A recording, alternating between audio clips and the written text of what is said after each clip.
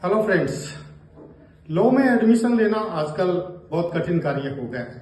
हम जानते हैं कि ज्यादातर स्टूडेंट्स का रुझान अब मेडिकल और इंजीनियरिंग की तरह लॉ की तरफ डाइवर्ट होने लग गया है।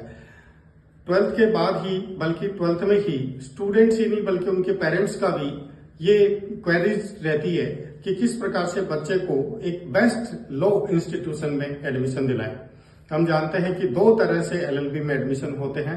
एक होता है इंटीग्रेटेड कोर्स जो कि 5 वर्षीय होता है और एक होता है प्रोफेशनल कोर्स जो कि 3 वर्ष का होता है। दोनों में ही एडमिशन की प्रक्रियाएं अभी प्रारंभ होने वाली है। क्लेट के माध्यम से हम नेशनल लॉ यूनिवर्सिटीज में एडमिशन ले सकते हैं। पूरे देश में लगभग 22 के लगभग नेशनल लॉ यूनिवर्सिटीज है जिसकी common law entrance test CLAT के नाम से होती है, जो कि वर्तमान में साल में 2 बार होने लग गई है। उस क्लेट के माध्यम से हम नेशनल लॉ इंस्टीट्यूट में 5 ईयर लॉ में एडमिशन ले सकते हैं, जिसका एक कठिन परीक्षा के दौर से गुजरना पड़ता है। तो इसके लिए हमें चाहिए कि जब बच्चा 10th में हो तभी उसका रुझान जान लिया जाए और उसको लॉ की तरफ आकृष्ट किया जाए।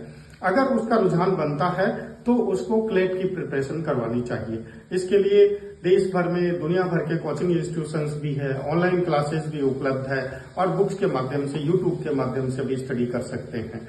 तो जब आपका क्लेट के माध्यम से कहीं सिलेक्शन हो जाता है तो मेरिट के आधार पर आपको अपनी नेशनल लॉ यूनिवर्सिटी आवंटित होती है, जहां से कि आप अपना 5 वर्षीय इंटीग्रेटेड कोर्स जैसे BA LLB, BBA LLB, BCA LLB इत्यादि में हम एडमिशन ले सकते हैं।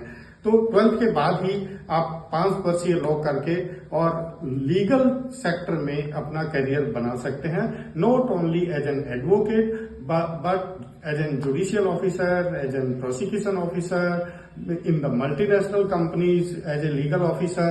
There are so many scopes जो कि मेरे दूसरे बहुत सारे वीडियोस में लॉ में करियर के बारे में मैंने आप लोगों को बताया है।